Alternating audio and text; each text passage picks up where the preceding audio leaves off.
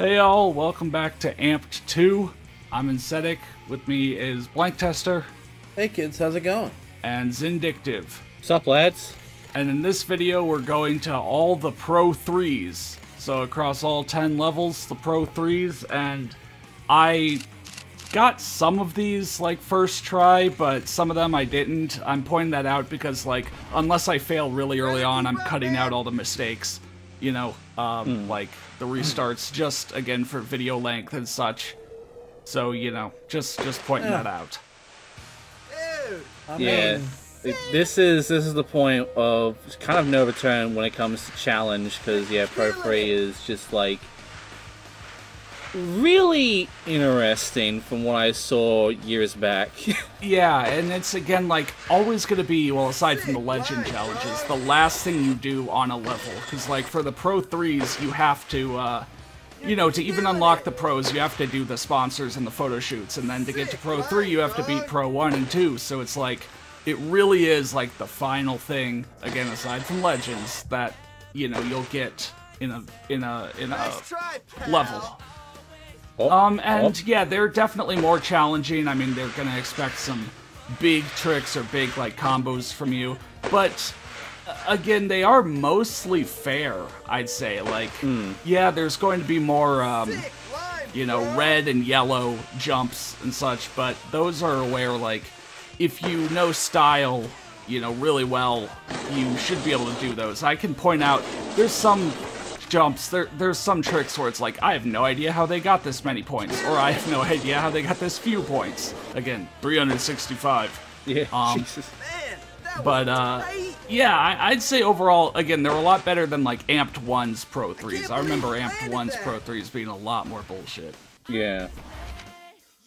Yeah, and so for beating a Pro 3, you unlock a bio video for one of the pros, and you get to see their face once again. Lovely. Hey, yeah. I was like, you know, every time we do one of these recordings, I'm like, I want to bring something different to the table. I want to talk about something interesting. And I thought, you know what's something interesting? I want to talk about the guys who made this game. So I decided to look up who's the director of Amped 2. I don't know if this guy is the director, because I don't see it listed here. But he did work on Amped 2. Carl Schnurr. You're killing it. Spent 10 years as SVP of game design for Activision. He worked on Call of Duty, Guitar Hero, Skylanders, Destiny, Rainbow Six, Rogue Spear, Amped, Top Spin Tennis. He has a PhD in physics and studied quantum optics. This dude is God. Jesus Christ. What a badass. Yeah. Yeah. So if you look it up, like, Amped 2 was developed by, I think they were just called, like, Salt Lake Game Studio, because they were one of Microsoft's, you know, first-party developers. For the Microsoft, you know, Xbox Sports Network. Yeah, he was the project lead on Amped Freestyle and Freestyle Snowboarding and on Amped 2. That's interesting. I mean, he to be fair, the lead on Amped 3, I think. To be fair, some of the best games out there are made by people who can probably get the Nobel Peace Prize of how intelligent they fucking are. Yeah, like these people, I mean, the thing about like creating any kind of, even an approximate simulation of real life, to even wrap your head around what it's doing is pretty difficult. Yeah. You know, so like any level of programming a game, any degree of simulation requires a level of abstract thinking that a lot of people just don't spend any time practicing. So, you know, I don't want to say they're terrible at it, never will be good at it kind of thing. It's just like, a lot of people don't spend any time trying to think in abstract ways like that. So, you know, like I didn't think at all like that until I started learning how to program. And even then, I'm not like some incredible programmer. I just have programmed. Stupid. Huh. Then maybe it's a way that I haven't even thought yet. Yeah, no, I think there. I mean, Not a and game programmer. the thing is, like, there's lots of different like modes of thinking that like you can just invent a mode of thinking. I mean, think about that. Like, people can invent modes of thinking and then share that information with other people, and then it's like it's like you unlock a superpower. Like, Yeah. Isaac Newton did that with physics and light, and he discovered slash invented the language we talk about that kind of shit with. You know, and Yeah. it gave us a framework to think about these. That kind of makes me Scotty think, like, Arnold looks great in his profile pic. that kind of makes me think like, oh yeah, I got like no air, so I'm like immediate restart.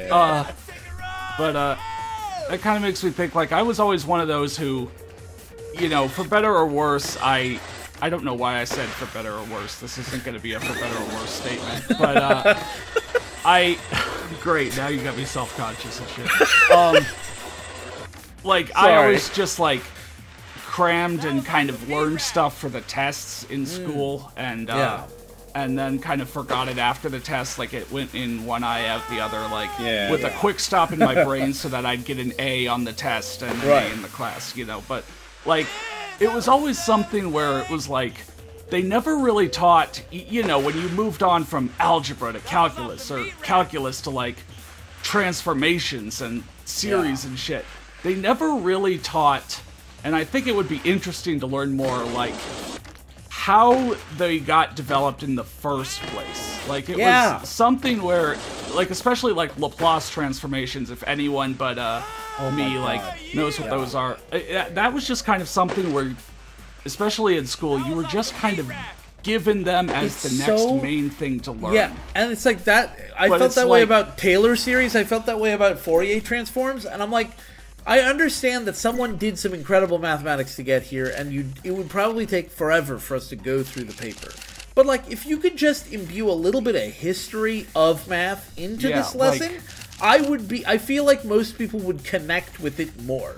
Because we'd understand why they did it, or how, you know, who was there. Like, I think more people would be into physics if they realized that Isaac Newton was like a bitter old bitch. He was just like a mean old bitch up in his tower, discovering the wonders of the universe, but he hated people. I think more people would be really into physics, or at least be into the story of physics, if they knew that about it. Yeah. You know? By the way, bitter old bitch is what Bob stands for. Oh. That's one of the things Bob can stand for. Has it always stood for that? Usually it's the Brotherhood of Bobs, but the you know, sometimes when I'm in like a cranky mood, I become a bitter old bitch. Yeah. That's something my wife will be like, quit being a bitter old bitch. And you're just like, well, I get older every day. I get older and I get bitchier every day. Every day. Yeah. Take a lick. I bet I get bitterer too. Yeah. I hold out my arm for them to take a lick, and then my skin is like, yeah, and you're just like pure salt. It's just like complete no, that would be salty. It's more like an acrid, ashy flavor. Ah, yes, you know? Like burnt wood. Yeah. Meanwhile, I set on fire. It's because I use liquid smoke as my deodorant. Damn. So it looks. Oh my god! I walk into the room and it smells like there's a fire. Yeah. Yeah, you just put on some perfume that smells like anger and regret. No way! Yeah. Where did that come from? There probably is like a men's deodorant brand out there that has smells like anger and regret. Yeah. Anger and regret. See, I thought I know like there's like that Sasquatch brand which is sort of angled at men, and there are like men's brands that are usually more like Pine or like, you know, Lumberyard, you know, like some bullshit, like, I don't know why it's all wood related, but apparently men love wood. Men love wood. I love wood. I mean, getting out there and chopping things down like a lumberjack is the ideal male fantasy. That's pretty. But no, I've talked about like Duke Cannon before, I think on these videos, where it's like, I actually genuinely appreciate how Duke Cannon bars are so big. It means I have to buy way less soap, but I don't like how they're all like man-focused and, you know, this is for men only and real men do blah blah blah. You know, I bet you they have a sister brand, right? Like, probably owned by the same company. They probably have a similar business model, but for not stupid marketing. No, I bet it is still stupid marketing. It's just that it's more just female-oriented. Different stupid marketing. It's so more perfumey and such. Maybe. But I mean, like, there may also be some gender-neutral option that's just a big-ass fucking bar, so... Yeah. Then again, the other thing you could do, you could always go to, like, I think a lot of grocery stores now have, like, you can cut your own bar of soap. Those little stations, right? To just get yourself a huge fucking brick, and then just, like, hold it in the shower and, like, rub it against your... And then, like, one day it'll fall, and it'll slip, and just... it knocking behind your knee is gonna take you out, and you're gonna fall in the shower and die. And Yeah. that's how we're gonna lose you. Yeah, And that's it's how we'll gonna advertise fall, the product. It's gonna fall on my foot and just absolutely crush it. Crush it. Your 3 toes broken instantly. Yeah. You can't believe it. Like the pain, the surprise, it's too much, and then you fall and crack your head again on the bar of soap itself. I It's a build big my old shower hard- out of bars of soap. Yeah. And you'd think that would not be that hard landing for your head, but it is. It's that sharp corner on that piece of shit. And somehow, some fucking how, there's a cameraman like watching this whole thing, filming the whole thing, and it becomes an advertisement for that product. Becomes the advertisement. This That's- soap yeah. has It's so killed manly it people. will fucking kill you. Yeah, you have a smart speaker that has a camera on it that filmed the whole thing. And you had that set up in your bathroom by your leasing office, which on your contract they said they legally can do that now. This is the world we live in. These are the hints yeah. we're given. Oh god, that sort of idea reminds me of the fact that there is a band out there who had a quote-unquote album released, which was more like a bootleg sort of thing, but it Tears for became Fears? official over time, Oh. in which essentially one of the bandmates killed themselves with a shotgun. Oh, mayhem. Yeah, mayhem. And Yeah, they used his picture for the album cover. yeah, right? they used this picture for the album cover. That's crazy. And it still gets re-released somehow with that fucking picture. Like, it just became the canon fucking album for this band, despite the fact that it's bootleg. I mean, that's pretty. Yeah, that's pretty disturbing. But I mean, with a name like Mayhem, Yeah. you know, every time I think about like a dead musician, I think about when Lemmy Kilmister died. And I'm not like a huge fan. I think I'm getting his name right, but Yeah, you're I'm not like a huge fan, right? Like he was what was it? Motorhead. Sorry. I'm not that familiar. He died, and I remember hearing about it on the radio because at the time I was like driving around. It was the middle of the night, and I was listening to the BBC radio hour that was being rebroadcast on the local NPR station because that's the kind of guy I am.